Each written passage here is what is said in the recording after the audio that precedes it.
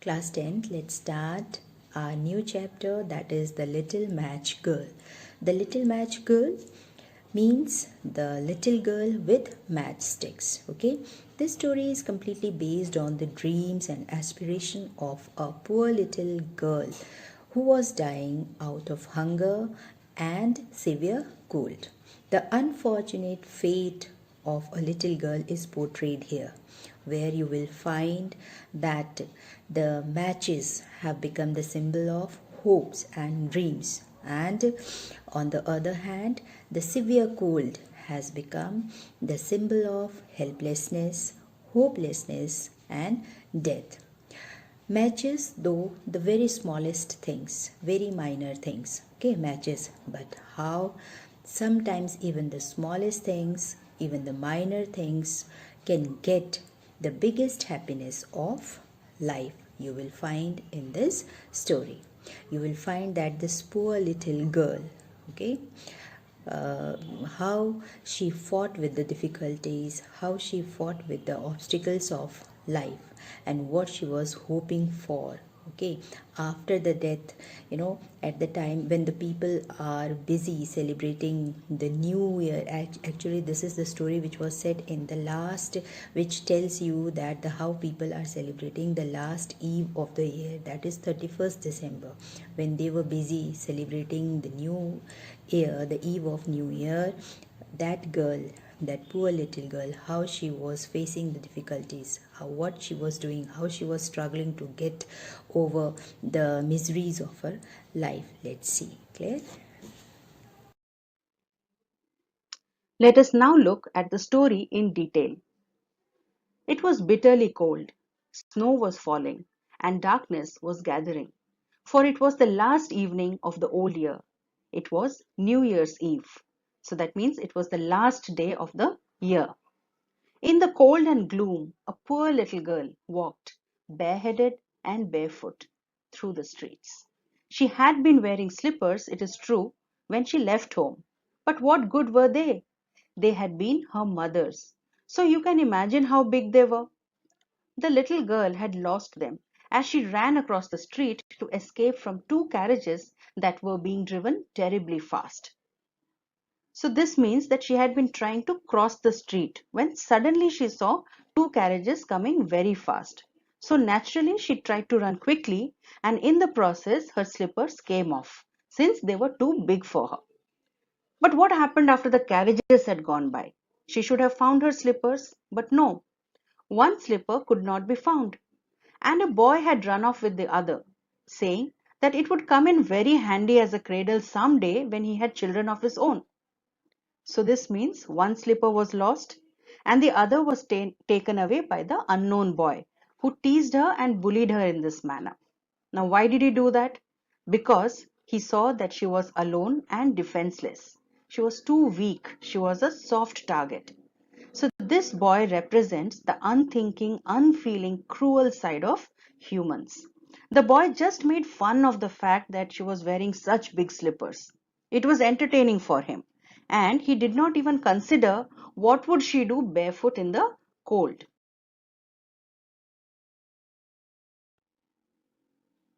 So the little girl walked about the streets on her naked feet, which were red and blue with the cold, naturally because of poor blood circulation. In her old apron she carried a great many matches, and she had a packet of them in her hand as well. Nobody had bought any from her, and no one had given her a single penny all day. She crept along, shivering and hungry, the picture of misery, poor little thing. So why was she selling matches? Because begging for money was illegal, and especially in the poor section of society, being cruel to children was rampant. The picture of misery. This means that anyone who looked at her should have spotted her wretched condition. It was too obvious to be missed, but still nobody had time or consideration for her. So as a result, no one bought any of her matchsticks, no one gave her even a single penny. Poor little thing. This shows that she was too insignificant for the rest of the world around her. The snowflakes fell on her long golden hair, which curled so prettily about her neck. But she did not think of her appearance now. Lights were shining in every window, and there was a glorious smell of roast goose in the street, for this was New Year's Eve, and she could not think of anything else. So, in this paragraph, the author shows us his compassionate point of view about the girl.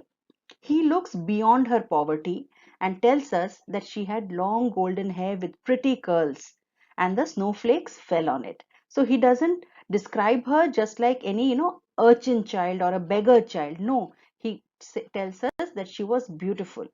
With this description, he equates her with just about any other child, worthy of care, attention, and consideration. She was hungry and it was New Year's Eve. She saw the shining lights, which means people were celebrating. She smelt delicious roast goose, which emphasizes how hungry she must have been feeling. And naturally, after the long day in the bitter cold, she had no strength left. She huddled down in a heap in a corner formed by two houses, one of which projected further out into the street. But though she tucked her little legs up under her, she felt colder and colder. So, such a corner where one of the walls is slightly projecting out into the street, such a corner would probably just give you the illusion of warmth. It would not actually provide any. So, it was a very poor way to shelter herself. But then she had no other option. She just tried to hold her body together by crouching and by making herself as small as possible, tucking her legs under her, huddling out there. But it was of no use because it was freezing out there. She did not dare to go home, for she had sold no matches and earned not a single penny. Her father would be sure to beat her. And besides, it was so cold at home, for they had nothing but the roof above them, and the wind whistled through that, even though the largest cracks were stuffed with straw and rags. So only the largest cracks were stuffed with straw and rags, not all the cracks. And even that was ineffective. So this tells us how bad the situation was at home. She would get neither physical nor emotional comfort or love or security there. Her father would just beat her for not earning, and the house was also in such a poor condition. They could not even afford to repair the roof. So they were indeed very, very poor. So she preferred to stay in the street. At least she would escape her father's beating over there. Her thin hands were almost numb with cold. If only she dared pull just one small match from the packet, strike it on the wall, and warm her fingers. So she had no strength left to sustain herself against the cold, and she became desperate to warm her fingers. Now, she was supposed to sell the matchsticks, not use them for herself. But somehow, in desperation, she could not resist thinking that let me take one, just one small match, and warm myself. She pulled one out. Scratch! How it spluttered and burnt. The author deliberately describes this in detail, even giving us a feel of the sound and the process of the match burning. The exclamation mark tells us what relief she must have felt, even at the little flame of that little matchstick. It had a warm, bright flame, like a tiny candle, when she held her hand over it. But what a strange light! So, why was the light strange? Because it seemed to the little girl as if she was sitting in front of a great iron stove with polished brass knobs and brass ornaments. So, since she was so poor, a stove or a room heater, as we might understand it, would seem such a luxury to her. She imagined it and she tried to fight the cold with the imaginary warmth. The fire burnt so beautifully and gave out such a lovely warmth. Oh, how wonderful that was! The child had already stretched her feet to warm them too, when out went the flame. The stove vanished, and there she sat with the burnt match in her hand. So the match just burnt out, and she too came back to reality. It was only momentary. In the glow of that little matchstick that she had started to actually imagine warmth to such an extent that she even stretched out her legs in front of her. So that is really indeed a very, very touching sight to imagine. She had come back to reality, but it was so cold, and she had been so comforted by the vision of the stove that she struck another. It burned clearly, and where the light fell upon the wall, the bricks became transparent, like gauze. So, this was the second vision or imagination that she had. She was a miserable, hungry child, struggling all alone in the cold outside. But now she imagined what was happening through the brick wall inside the house where people must have gathered for a sumptuous dinner. She could see right into the room, where a shining white cloth was spread on the table. It was covered with beautiful china, and in the center of it stood a roast goose, stuffed with prunes and apples, steaming deliciously. So there was a brand new, spotless white tablecloth, and on it an invitingly laid table, and hot, nutritious, delicious food ready to eat. And what was even more wonderful was that the goose hopped down from the dish, waddled across the floor with carving knife and fork in its back, and waddled straight up to the poor child. So this is exactly like something that you might watch on a cartoon channel in a cartoon movie. This was actually a dream come true. Imagine the food is ready, the roast goose, it is already cooked, and then it just hops off the table. It walks in that funny goose like motion. It walks straight up to her as if to tell her that, okay, here I am in front of you, cooked and ready. You can eat me if you like. So that's a wonderful prospect for a hungry child. But then out went the match, and nothing could be seen but the thick, cold wall. So once again, as the match went out, she had to face the bitter reality. There was no food and no warmth for her.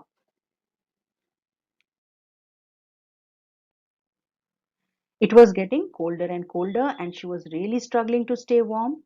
She struck another match, and suddenly she was sitting under the most beautiful Christmas tree. It was much larger and much lovelier than the one she had seen last year through the glass doors of the rich merchant's house. 1,000 candles lit up the green branches, and gaily colored balls like those in the shop windows looked down upon her. So, in these lines, the author has once again shown us how remote and inaccessible beautiful things that well to do people take for granted were for this poor child. She was a child just like any other, and it was natural for her to be attracted to and to desire these things. They would bring joy to her. But because she was poor, she was deprived of them. The words glass door, rich merchant, and those in the shop windows emphasize this fact. So now when she saw this Christmas tree in her imagination, she wanted to touch it, she wanted to access it. So the little match girl reached forward with both hands. Then out went the match. So once again, the fire was out. But strangely, this time the vision continued.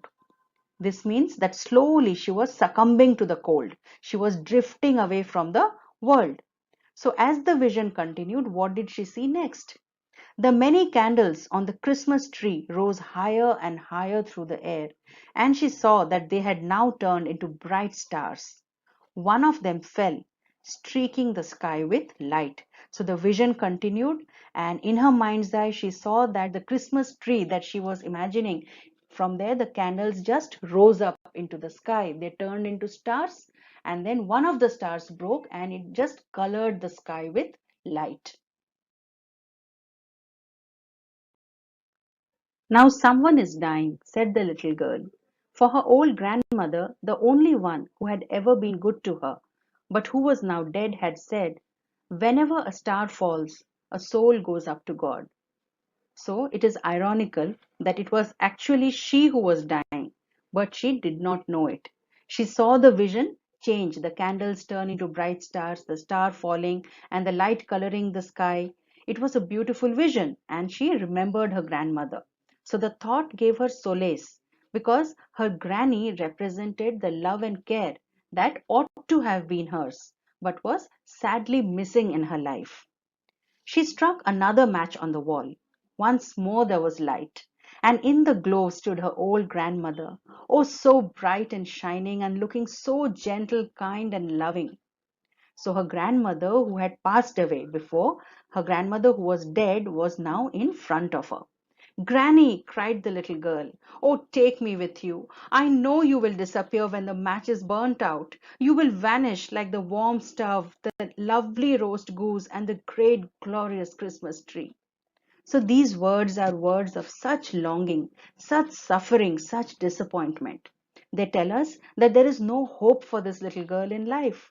She's not going to get the basic joys that she wishes for and which ought to be hers. She has put up with the disappearance of warmth, food, and joy. But she desperately wants to hold on to the security of being loved by her granny.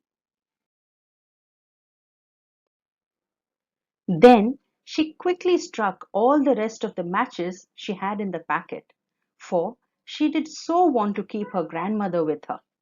Now, a practical person or an onlooker might simply think that she was desperate to stay warm. That is why she was striking the matches quickly one after the other. That is true, but over here the author poetically shows us how intensely she held on to the lovely vision of her granny as she lay dying in the street. The matches flared up with such a blaze that it was brighter than broad daylight. So the way the matches lit up, although it was night, it became as bright as day. At least this is what it seemed like to her, because she was now quickly striking one match after another in order to keep the flame going. And her old grandmother had never seemed so beautiful or so stately before. Stately over here means elegant, and it signifies an otherworldly and angel like aspect. And this tells us that her granny was not of this earth but of heaven now. She took the little girl in her arms and flew with her high up, oh, so high towards glory and joy. Now they knew neither cold, nor hunger, nor fear, for they were both with God. So the people of this world had been insensitive to their sufferings as long as they were alive. But now they were far away from these sufferings because they were dead and they were now with God. But in the cold dawn, in the corner formed by the two houses, sat the little girl with rosy cheeks and smiling lips, dead, frozen to death on the last evening of the old year. The dawn of the new year rose on the huddled figure of the girl. She was still holding the matches, and half a packet had been burnt. So the next morning, the people found the dead body of the little match girl. She was still sitting in a huddled position with a smile on her lips, and she looked beautiful in death. So her soul had gone up to heaven, but her body was still on the earth. It was lying on the street. So this is a very, very powerful, a very, very pathetically powerful image.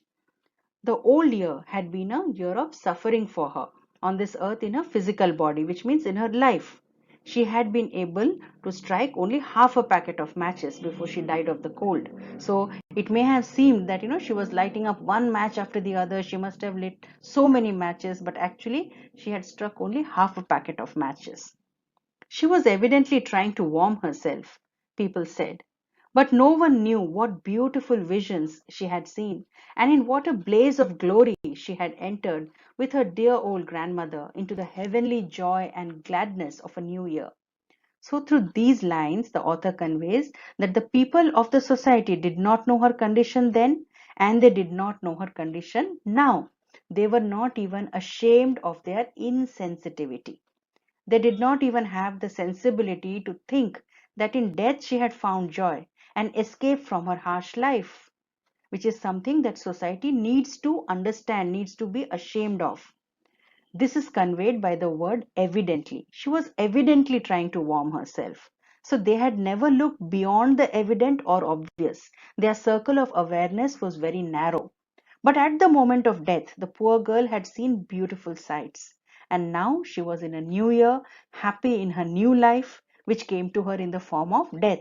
Whatever she could not experience on earth in her physical body, she would now get in heaven as in the form of a soul.